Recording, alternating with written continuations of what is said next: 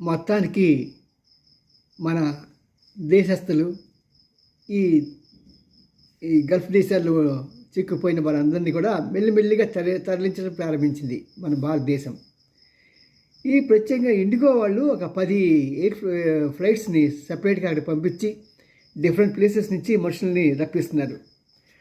అలాగే Emirates flights కూడా Dubai నుంచి మనకి ప్రత్యేకంగా ఇండియాకి రావడానికి ఢిల్లీ, చెన్నై, బెంగళూరు, హైదరాబాద్, ముంబై మొదలైన ప్రదేశాలకి ప్రత్యేకమైన ఫ్లైట్ ఏర్పాటు చేసి వాళ్ళు కూడా మనుషులను అక్కడి నుంచి రప్పిస్తున్నారు భారతీయుని.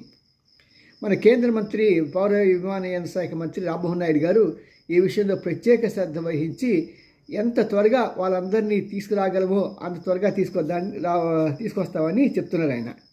అంతేకాకుండా మన ఎయిర్ ఇండియా నుంచి కూడా ఒక A1916D అనేది ఉంది. దాంట్లో 149 పాసెంజర్స్ తీసుకొచ్చారు.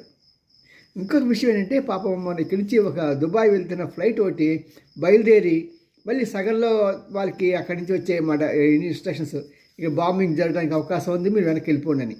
మళ్ళీ వెనక్కి వచ్చింది.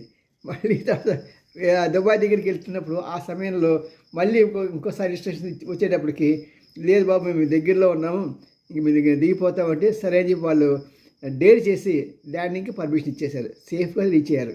బట్ ఏదేమైనా సరే యుద్ధం తర్వాత పరిస్థితులు ఎలా ఉంటాయంటే కొన్ని సమయాల్లో ధైర్య సాహసి లక్ష్మి అన్నట్టుగా మనం అంత దూరం వెళ్ళిపోయిన తర్వాత మళ్ళీ వెనక్కి రావడం కష్టం కదా. అందుకని చెప్పి వాళ్ళు పడ్డ కష్టానికి ఫలితం దక్కి అందరూ క్షేమంగా అక్కడికి చేరారు. మరి ఈ రకంగా ఎక్కడెక్కడ దిగులు పడిపోయింది వాళ్ళు. నేను ఒక ఇంటర్వ్యూ చేస్తే ఆ వ్యక్తి అన్నాడు, నేను లేఓవర్లో దుబాయ్లో దిగాను, అక్కడి నుంచి నాకు ఇంకొక 4 అవర్స్లో ఢిల్లీ రావడానికి నాకు ఫ్లైట్ ఉంది. కానీ ఇంతలోనే ఈ వారు మొదలవడంతో నా దగ్గర డబ్బులు కూడా పెద్దగా లేవు. ఎందుకంటే హోటల్లో దిగాలన్నా, బయట ఖర్చు పెట్టుకోవాలన్నా, భోజనం చేయాలన్నా అంత డబ్బులు నా దగ్గర లేవు, నేను తీసుకురాలా. కానీ అప్పటికప్పుడు మా ఫ్రెండ్స్ని వాళ్ళని కాంటాక్ట్ చేసి మేము ఏర్పాటు చేసుకోవడం జరిగింది. నిజమే, అలాంటి వాళ్ళు చాలామంది ఉంటారు.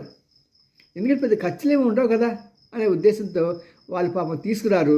మరి అలాంటి సమయంలో ఏమవుతుందంటే చాలా ఇబ్బంది పడుతుంటారు. అప్పటికి ఆ ఎయిర్లైన్స్ వాళ్ళు కొన్ని చోట్ల వాళ్ళకి ప్రయాణికులకు కావాల్సినటువంటి సౌకర్యాలు ఏర్పాటు చేశారనే సంగతి తెలుస్తున్నది.